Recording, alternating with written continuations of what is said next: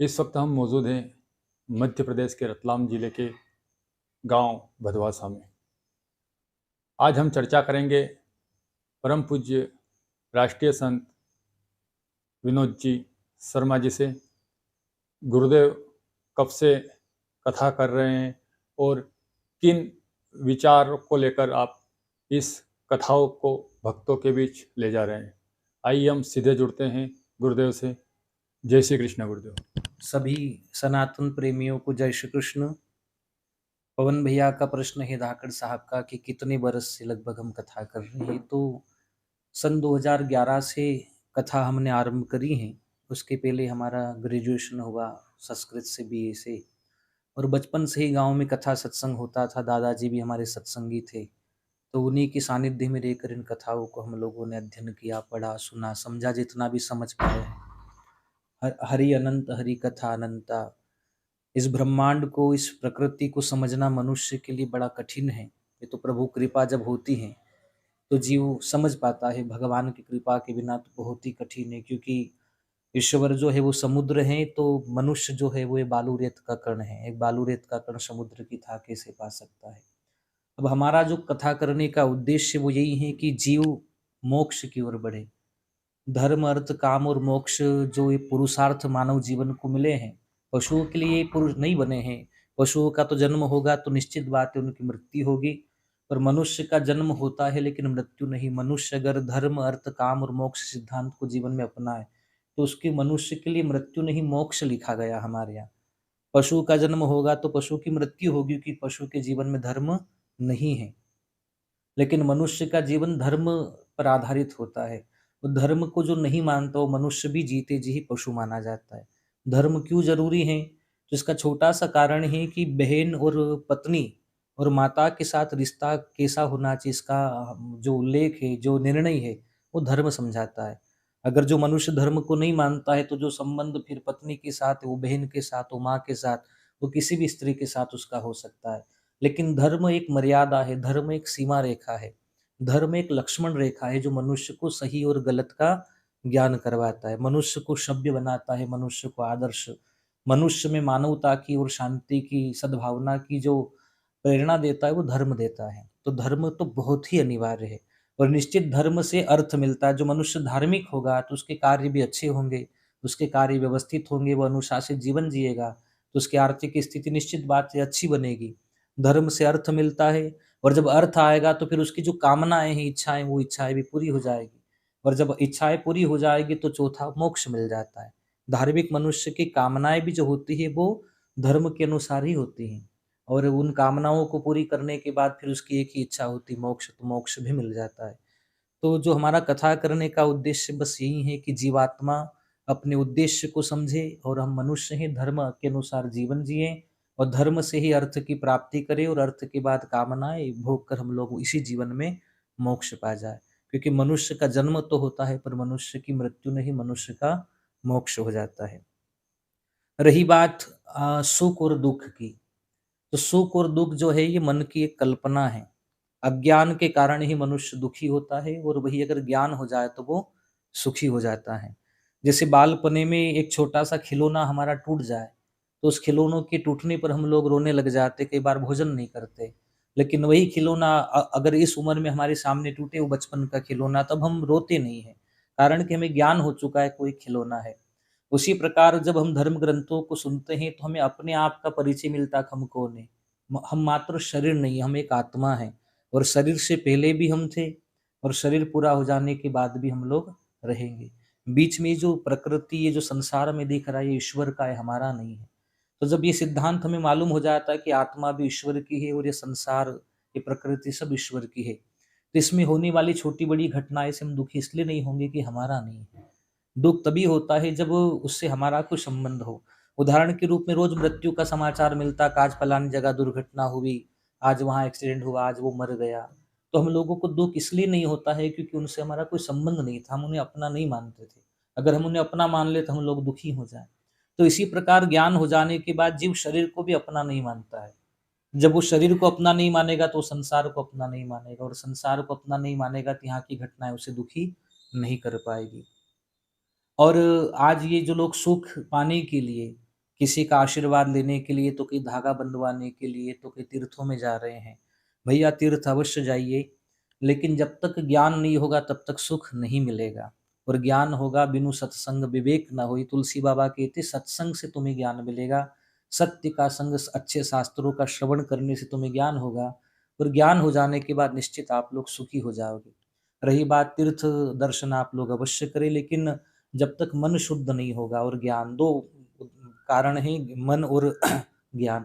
मन शुद्ध मंथरा अयोध्या में रहती थी और उसका मन शुद्ध नहीं था, तो अयोध्या में रहने वाली मंथरा भी दुखी हुई, और उल्टा कैकेयी जी का संग कर कर कैकेयी जी के जीवन को भी उसने भगवान राम का विरोधी बना दिया। और वहीं विभीषण जी को ले लो, उनका मन बड़ा अच्छा था, हनुमान जी मिल रहे हैं, विभीषण जी सुखी हैं। हिरण्याकश्यप के घर में रहने वाले प्रहलाद जी, उनका मन अच्छा था, वो सुखी थे।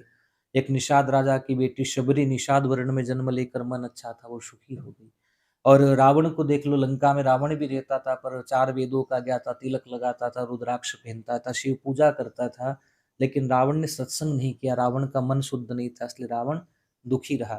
तो हम तो प्रत्येक सनातनी से यही बोलेंगे कि ना आपको किसी का आशीर्वाद सुखी कर पाएगा, ना किसी का प्रसाद सुखी कर पाएगा, जब तक मनुष्य खुद को बदलने का प्रयास नहीं करेगा। दुर्योधन को बदलने के लिए भगवान शांति दूत बनकर गए, लेकिन दुर्योधन सुधरना ही नहीं चाहता था।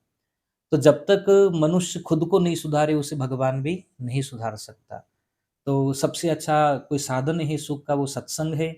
सत्संग से मन शुद्ध हो जाएगा, सत्संग से आपको ज्ञान की प्राप्ति हो जाएगी, और मन शुद्ध हुआ और ज्ञान अगर हुआ तो फिर जीव घर बैठा है। इसलिए पहली भक्ति ही श्रवण भक्ति, अच्छे शास्त्रों का आप लोगों को श्रवण करना चाहिए। और फिर एक बात कहूँगा कि मनुष्य जीवन में, मनुष्य का जन्म ज़रूर हुआ, पर हमें मरना नहीं, हमें मोक्ष पाना है। मरते तो कुत्ते हैं, बिल्ली है, गधे हैं, इनको मरना है, इनमें ज्ञान नहीं है, लेकिन आप तो ईश्वर ने मनुष्य बनाया है। तो जन्म ज़रूर लिया था, पर धर्म, अर्थ, काम और चौथा हमें मोक्ष पाना है। इसी के साथ सबको सीताराम। जिस तरह से गुरुदेव ने मोक्ष को लेकर दर्शकों को बताया, गुरुदेव हम आगे बात करेंगे। कितने वर्ष की आयु से आप इस भक्ति के मार्ग में जुड़े हैं, और अब तक आपने कितनी कथाओं का वाचन किया है, और कथा करने के पीछे आप किन किन संस्थाओं में आप जुड़े हैं?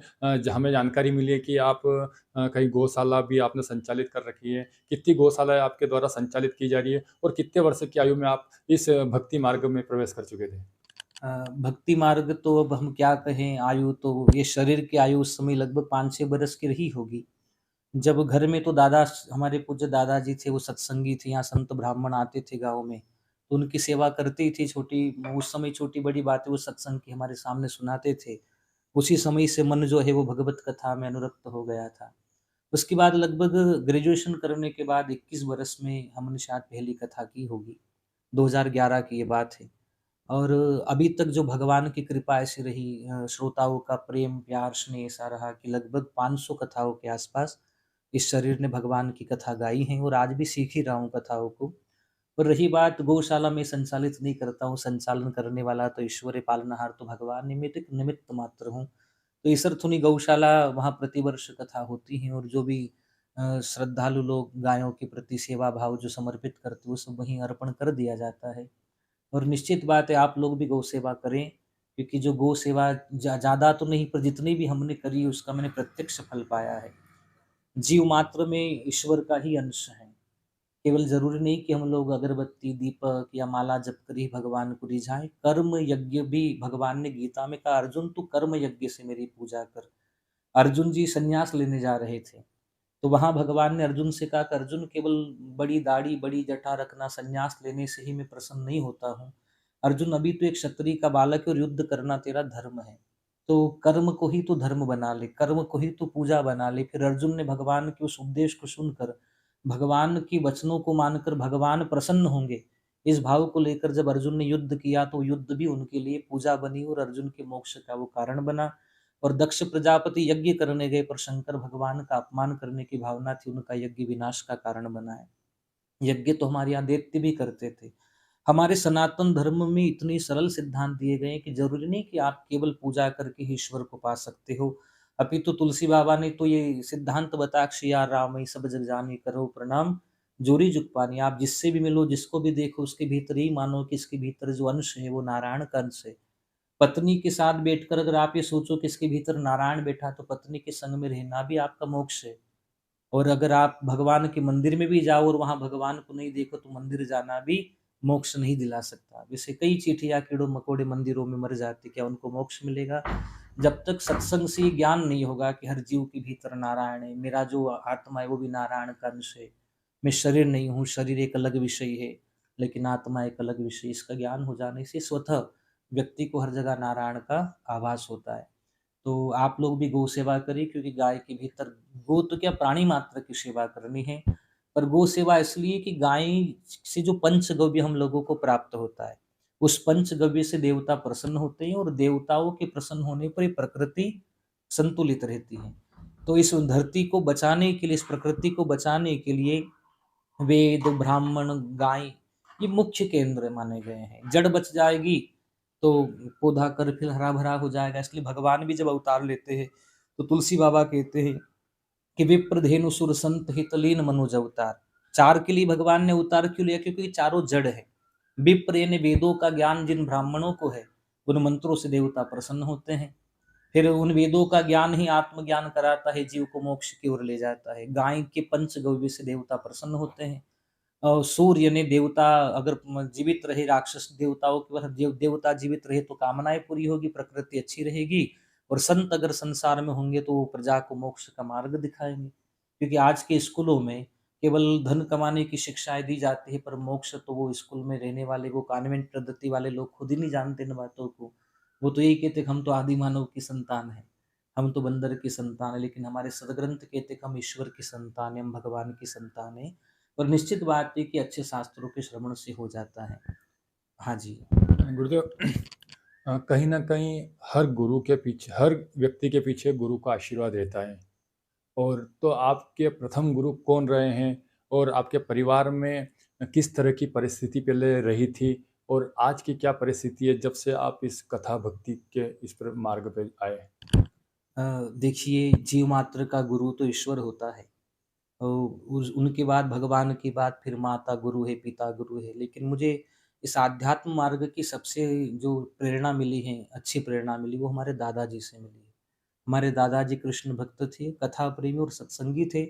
और गाँव में जब पहले कोई ब्राह्मण देवता कथा कहने आते थे, तो हमारे ही घर उनका निवास होता था। तो 7 दिनों के लिए हमें उनकी सेवा करनी मिलती थी, हैंडपंप से पानी लाना, उनकी सेवा करना, उनको भोजन परोसना। तो ये साधु सेवा, संत सेवा, ब्राह्मण सेवा और गौ सेवा का फल है कि जीवन तो पहले भी अच्छा था, अच्छे घर में भगवान ने जन्म दिया, सत्संगी घर परिवार था, सब लोग सत्संगी है। लेकिन अब थोड़ा-सा उन शास्त्रों का अध्ययन करने से एक ज्ञान ये आया कि शरीर अलग विषय है, आत्मा अलग विषय है। तब छोटी-बड़ी घटनाएँ हम लोगों को विचलित नहीं करती हैं। सनातन धर्म को लेकर आप क्या कहेंगे? क्योंकि आज की जो युवा पीढ़ी, आप भी देख रहे हैं, हम भी देख रहे हैं, कहीं ना कहीं गलत मार्गों पर जा रही है। तो आज और अलग अलग संत कहते हैं कि सनातन धर्म को जगाएंगे, ध्वजा फहराएंगे। उसको लेकर आपका क्या कहना है? भैया, धर्म तो स्वयं नारायण है। हम तो ये कहते हैं कि आज धर्म के लिए लड़ तो सब रहे, पर धर्म को कोई मान नहीं रहा है। आज की युवा पीढ़ी धर्म की अगर कहीं भी बात होती है तो लड़ाई करने के लिए रैली निकाल लेती हैं, और सब लोग धर्म की जय हो, धर्म की जय हो बोलते हैं, पर जब कथा सत्संग होता है तो वहाँ बहुत कम संख्या में लोग उपस्थित होते हैं। तो जब तक धर्म को सुनोगे नहीं, तब तक धर्म को जान नहीं पाओगे। और जब तक धर्म को नहीं जानोगे, तब तक अपने आप को नहीं बचा पाओगे। धर्म को बचाना तो बहुत दूर की बात है। तो सबसे पहले धर्म को सुना जाए। भगवान नारायण, भगवान रामकृष्ण बनकर जब आए, तो गुरुकुल गए, भगवान सांदीपनि जी के पास क्यों गए? धर्म को सुनने के लिए गए। गुरुओं से सुना। जब सुनोगे तो ही तो जानोगे, और जानोगे तो फिर अपने आप को भी बचाओगे, और धर्म की भी हानि नहीं होगी। लेकिन जब तक हम धर्म को सुनेंगे ही नहीं, तब तक हम ना तो धर्म को जान पाएंगे, और धर्म के नाम पर हम लोग कई अधर्म ही कर लेंगे, जो वर्तमान स्थितियों में देखा जा रहा है। धर्म के नाम पर हमारे धर्म का नाम है वैदिक धर्म। वेद के विरुद्ध एक भी काम आपने किया, वो अधर्म बन जाएगा। उदाहरण के रूप में गाँव-गाँव में जो गरबे हो रहे हैं, उन गरबों का उल्लेख शास्त्र पुराणों में नहीं है। अच्छी बात है, माता जी की आराधना करनी चाहिए, ईश्वर है कि उनके 5 रूप है। लेकिन उन्हीं गरबों में नाम तो धर्म धर्म का दे दिया हमने, लेकिन वहाँ हमारी बच्चियाँ जो छोटे कपड़े पहनकर गरबों में नृत्य कर रही हैं। 50 प्रकार के कई लोग वहाँ पर आकर पता नहीं वो किस भाव से उन्हें देख रहे हैं। देवी भाव रखना लोगों के लिए, सब लोगों के लिए कठिन है, क्योंकि माता सीता में रावण जैसे दुष्ट लोग देवी भाव ना रख पाए। उन्होंने वासना जगाई है। इसलिए मेरा तो ये हमने कई गाँवों में देखा है कि भगवान की झाँकियाँ निकलती हैं, उनमें एक नाचने वाली लोग ले आते हैं। एक स्त्री आती है, वो आधे कपड़े पहनकर नाचती है। तो आयोजन का नाम तो धार्मिक है, लेकिन वहाँ जो प्रदर्शन किया जा रहा है, वो तो पूरी तरह से अधार्मिक है। तो ऐसा धर्म जीव को कैसे मोक्ष दिला सकता है? वो तो देखने वालों को भी नरक ले जाएगा, आयोजन वाले भी नरक जाएँगे। हाँ, गरबे कराओ, माता जी की भक्ति कराओ, माँ की आरती कराओ, माँ की कथा कराओ। नवरात्रि 9 दिन तक ही क्यों होती है? हमारी बहन-बेटियों को मेरा तो ये मानना है, आगे सबकी स्वतंत्र हैं अपने-अपने। मेरा ये मानना है कि हमारी बहनों को हम नवरात्रि में केवल नचाएँ नहीं, उनको दुर्गा, भवानी, अम्बा का चरित्र समझाएँ। कि कई बार भगवान शंकर और भगवान विष्णु जिन दैत्यों को नहीं मार पाए, उन्हीं दैत्यों को मारने के लिए भगवान ही भगवती अम्बा बनकर, तो दुर्गा बनकर, तो कई बार भगवान चंडी बनकर, काली बनकर उन दुष्टों का संहार किया। नारी अबला नहीं है, जो काम नारायण नहीं कर पाए वो नारायण ने किया है। तो ये जो नवरात्र उत्सव आता है, ये हमारी माताओं के लिए आता है कि इनको हम वासना की नहीं उपासना की दृष्टि से देखें। लेकिन केवल हम लोग नृत्य कराएँगे तो इनमें वो कायरता आ जाएगी, वो वीरता नहीं आ पाएगी। नारी नारायणी है, उन नवरात्र के दिनों में पिता भी बेटी की पूजा करता है और इसीलिए करता है कि इसको उपासना की दृष्टि से देखा जाए। तो नवरात्रि तो हो रही हैं, गरबे हो रहे हैं, पर मात्र केवल नृत्य हो रहा है। इसके अलावा वहाँ सत्संग नहीं है, वहाँ कोई ज्ञान का विषय नहीं है, वहाँ कोई बहनों को वीरता या उन्हें लक्ष्मीबाई बनाए ऐसा कोई चरित्र वहाँ नहीं सुनाया जाता है। उन्हें दुर्गा, भवानी, चंडी का चरित्र नहीं समझाया जाता है। तो ऐसे आयोजन का नाम भले धार्मिक है, लेकिन जब तक यहाँ सत्संग नहीं होगा, वो सप्तसत बिफोर